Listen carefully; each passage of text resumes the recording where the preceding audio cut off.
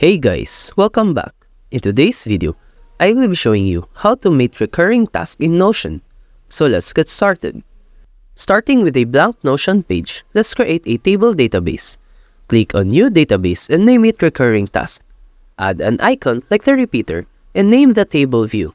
Set up columns including task and a checkbox property for our example. When creating a recurring task, make sure you have a checkbox and a task name. Click the blue button, choose New Template, and name your task. Optionally, add a created time property for calendar tracking. Close the template and click on the three dots. Click on the New Repeat button and set the recurrence for frequency, time, and save. Customize the recurrence settings daily, weekly, monthly, or yearly. Adjust the time and ensure you hit save to apply your changes.